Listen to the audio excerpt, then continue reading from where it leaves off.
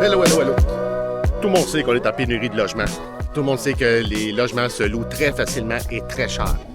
Donc, question pour toi. Combien de temps que ça prend pour trouver un locataire pour tes immeubles? C'est ça qu'on jase un matin. La raison pourquoi je veux faire cette vidéo-là, c'est parce que j'ai un de mes clients qui m'a appelé la semaine passée. Puis il était un peu stressé. Parce qu'il y a un condo qui est à louer. Puis là, il n'est pas loué. On cherche un locataire depuis 2-3 semaines. Puis on trouve pas le bon locataire. T'sais. Fait qu'il m'appelle et il dit là, qu'est-ce qu'on fait? Regarde, il y a deux façons de faire. Il y a la bonne façon de faire, qui est stressante et qui coûte cher des fois. Puis il y a la façon facile de faire, qui coûte pas cher, comme là. Ça coûte pas cher là, pour le présent. Qu'est-ce que je veux dire par là? C'est que c'est très facile de trouver un locataire aujourd'hui. En Outaouais, à Gatineau-Hall-Elmer, c'est hyper facile. On met une annonce sur l'Internet où tu le donnes à un courtier, je te le dis, dans de 1 heure, tu vas avoir des appels. Donc, ça prend 1 heure de trouver un locataire. Mais, comme que je disais à mon client, c'est pas un locataire que tu cherches. Toi, tu cherches le bon locataire. Le locataire qui est bon pour ton appartement. Tu cherches pas n'importe quel locataire. Parce que oui, depuis 2-3 semaines, j'en ai reçu des appels. Mais c'est pas ces gens-là qu'on cherche, tu sais. C'est pour ça que quand quelqu'un me dit combien de temps que ça prend à trouver un locataire, ben je dis toujours, ça dépend de toi. C'est toi qui décides combien de temps que ça va te prendre de trouver un locataire. Je t'explique. Si tu me dis, moi là, tant et aussi longtemps que le locataire passe le credit check qu'on appelle, la vérification des antécédents, par exemple, si le locataire paye bien, s'il n'y a pas un dossier criminel, s'il n'y a pas un dossier à la régie du tribunal du logement. Il y a des gens qui me disent ça. Tant aussi longtemps que la personne passe le credit check, je donne le local, je donne l'appartement. Je dis, ah ouais, t'es sûr de ça? Je dis, oui, pas de problème, je donne. Moi, là, qu'est-ce qui est important, c'est que ça soit une bonne personne qui paye, c'est tout. Le reste, je m'en fous, ce qu'il fait, whatever. Je dis, ah ouais, tu t'en fous de tant que ça, de sa manière de vivre? La personne me dit, ben oui, ne range pas. OK, parfait.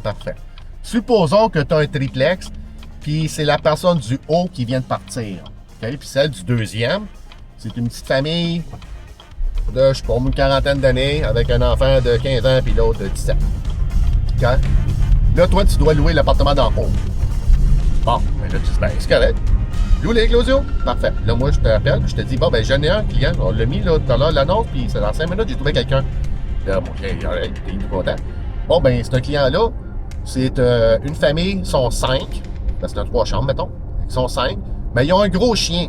Ah, ben non, mais j'en veux pas de chien, Claudio. J'en veux pas de chien, moi. Ah, OK. On enlève le chien. Ce locataire-là, il est pas bon. Tu sais? On commence déjà, là. On cherche un autre locataire. On cherche un autre. Un autre qui nous appelle. Il vient visiter, tout est beau. Là, moi, en visitant avec lui, je le sens, mon Dieu, que ça sent la cigarette. Tu comprends? Fait que je m'en vais, je parle avec le locataire, puis quand je m'en vais dire bye, je m'en vais à côté de sa voiture, je regarde sa voiture, et c'est tout sale. Fait que là, je dis à mon client, ben, j'ai un gars qui le veut, l'appartement, mais il fume, puis son char, il est tout crotté à l'intérieur, c'est un bordel. Habituellement, quand les autos, c'est le bordel, ben, c'est aussi le bordel à la maison. Habituellement, OK? C'est pas tout le monde, pas tout le temps, OK? Habituellement, c'est ça. Fait que, je dis ça à mon client. Fait que là, mon client, il dit, ben non, j'en veux pas de fumeur. En plus, il me dit qu'il est sale, ça me tente pas d'avoir ça. OK, parfait. Fait que, pas de personne sale, qui se ramasse pas, je veux dire. Pas de fumeur. Là, t'es rendu à 2 choses de plus. OK? Tu comprends? Je vais aller plus loin que ça. Moi, j'ai des clients qui me disent, moi, je veux pas de gars de construction. Ah ouais, je te le dis. J'ai des gens qui me disent, j'en veux pas de gars de construction dans mes appartements. C'est pourquoi? Bon, parce qu'ils vont commencer à rénover ci, rénover ça, ils vont faire des rénaux, puis ils me diront pas. Correct, on enlève les gars de réno. Après ça, tu te dis, moi, je veux pas de gars de mécanique. Tu comment ça? Ben, je veux pas des gens qui commencent à faire de la mécanique, genre, directement là, puis là, qui commencent à faire les pneus des voisins, puis tout changement d'huile pour les voisins, puis tout. Ça me tente pas. Je te dis ça parce que j'ai déjà vécu. Alright, c'est beau. Donc, pas de mécanicien non plus. OK, parfait. OK, fait que tu vois, qu'à chaque fois que tu rajoutes des affaires comme ça, ben c'est ça qui va te prendre du temps à trouver le locataire. Puis je te dis pas que c'est pas une mauvaise idée de faire ça. Parce que moi, je fais ça aussi, tu sais. Les locataires que tu peux pas faire entrer pour pas faire peur aux autres. Exemple, tantôt je te disais, 3 étages, un triplex. Bon, mais celle du milieu, c'est une madame de 75 ans.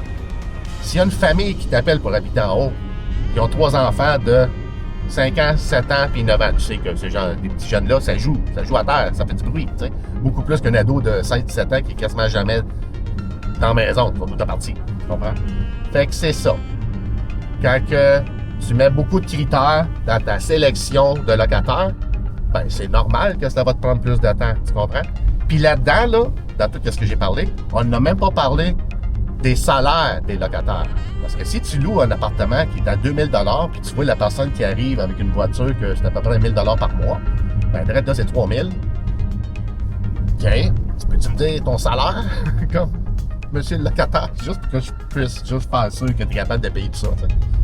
Fait que c'est ça.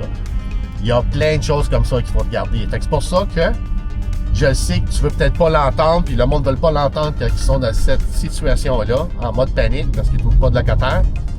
Ben regarde, dis-toi que c'est mieux de stresser 2 mois, perdre 2 mois, genre 4000 $. Tu viens de perdre 4000 $. Dis-toi que c'est mieux ça que faire rentrer n'importe qui, que lui, il peut risquer de ne pas te payer pendant une couple de mois, là tu viens de dépasser ton 4000, et pire que ça, il pourrait même te briser des affaires, puis encore pire que ça, il pourrait faire peur aux autres locataires. Fait que c'est ça que tu dois éviter à tout prix. Hein? Combien de temps que ça peut prendre d'abord de trouver le bon locataire avec tout ce que je viens de dire? D'après mon expérience, ça peut aller jusqu'à 3 mois. Mais attends une minute, faut pas capoter.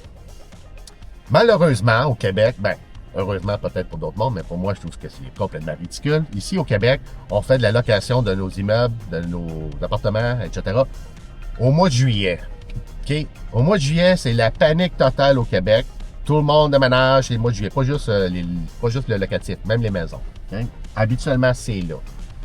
Il n'y a pas plein de raisons, blablabla, puis en tout cas, mon opinion là-dessus, c'est pas une bonne affaire, mais écoute, faut que tu vives avec.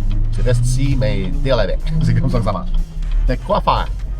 Super simple.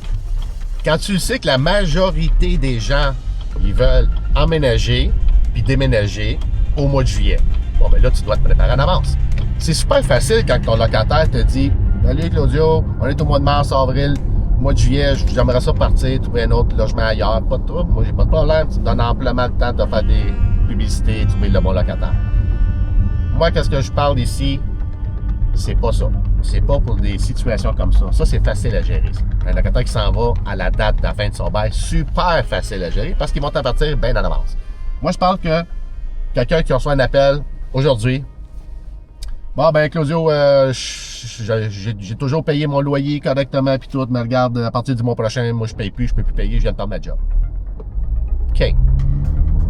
C'est pas un mauvais locataire, il a juste perdu sa job. Fait que comme, tu peux pas juste comme, bon, ben, va-t'en chez vous, je t'amène au tribunal. Non. Mais tu peux pas non plus payer pour lui, tu comprends?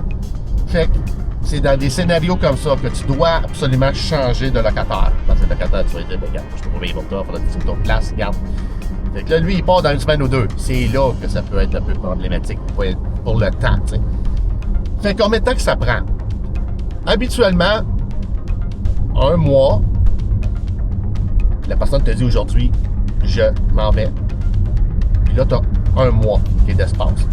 Tu rénoves un petit peu l'appartement, tu regardes ce qu'il y a à faire, tu fais tes publicités, mais les personnes qui vont t'appeler pour aménager dans ton logement, ça m'étonnerait grandement qu'ils te disent « Hey, j'ai vu ton appartement à louer tantôt. Ouais. Il est-tu disponible? Oui, il est disponible. Le locataire il vient de partir hier. » Puis la personne va te dire « Ah, ben moi, je vais le prendre à la fin du mois. »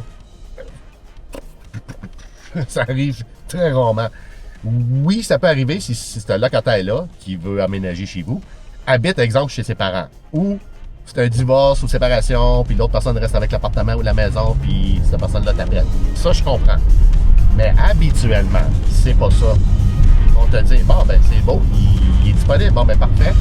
Est-ce que je pourrais l'avoir, mais dans 2-3 mois, parce qu'il faut que je finisse mon bail de bord, ou faut que je le dise à mon propriétaire dans mon appartement que j'ai présentement, il faut que je dise que je m'en vais. Donc, je donne 3 mois d'avis.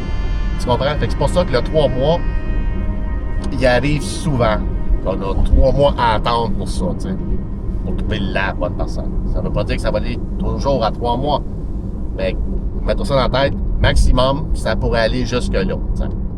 Ah, j'adore Ottawa. Cool, hein? Là, t'entends des plaines de Breton, tu peux regarder les spectacles directement de ton condo. Fait que pour ceux qui sont là pour le mois de juillet, vous allez voir, à partir du mois de mars, avril, c'est là que les locataires pourraient vous appeler pour dire qu'ils vont pas continuer avec votre appartement.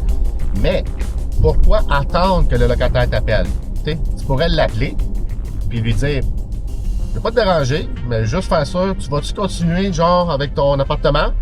Là, il va te dire oui ou non. Puis s'il dit pourquoi, ben tu dis, ben, je vais juste prendre une chance. Ou comme tu m'aurais dit oui, j'aurais commencé les publicités tout de suite. Tu sais, il n'y a rien de méchamment, là, comme ça, à trouver des informations quand tu appelles ton locataire, tes locataires. Dans une prochaine vidéo que je vais faire, je vais vous partager comment faire un fonds de prévoyance, un fonds de réserve.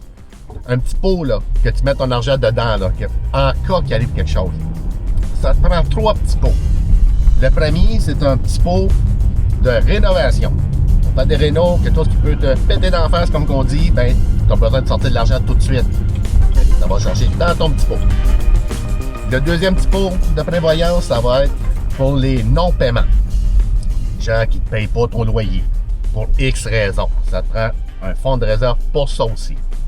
Puis le dernier fonds de réserve qui va te prendre, c'est pour qu'est-ce qu'on vient de parler présentement. Entre deux locataires. Un bridge loan, mettons. C'est ça. C'est ça que ça va te prendre. 3 petits fonds. Puis comment est-ce qu'on le fait? Quel montant qu'ils ont besoin d'être garni, comment, etc. Tout ça, comment faire, blablabla. On va en parler dans une prochaine vidéo. Fait que c'était pas mal ça que je voulais jaser aujourd'hui. Là, je suis sur la rue Bang. Vraiment nice, hein? Ça ressemble un peu à la rue Aidé, hein? Tu peux voir que je te gagne. Là, je suis sur la rue Bank à Ottawa. L'autre fois, je me suis acheté une petite caméra. C'est celle-là que j'ai là. Habituellement, je filme avec ça ici, ma GoPro, avec le micro de ici, puis toute la patente. Mais celle-là que j'ai là, je ne te la montrerai pas tout de suite. Je vais te la montrer la prochaine fois. Alors, regarde. Ça, c'est dans l'ancien temps. Caméra, le receveur, l'émetteur, ça que ça rentre ici, blablabla, patata, la patente, c'est ridicule au bout.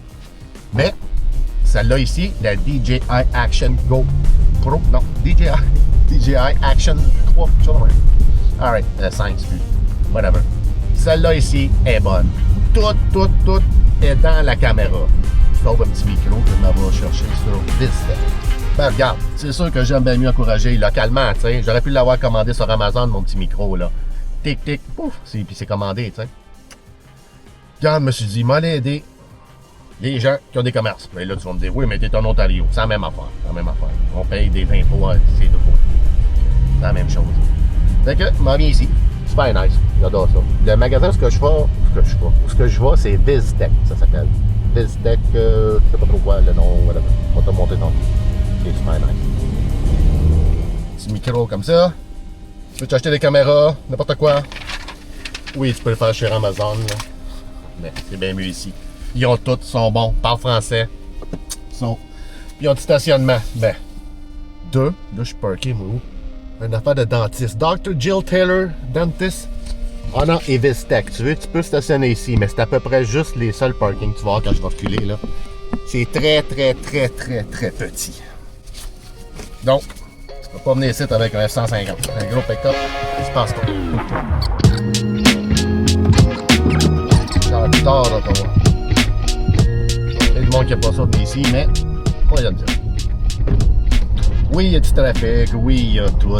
C'est comme un peu de chaos, un peu de chaos là, partout. Là. Mais, c'est le fun. Si t'aimes les grandes villes, si t'aimes la ville.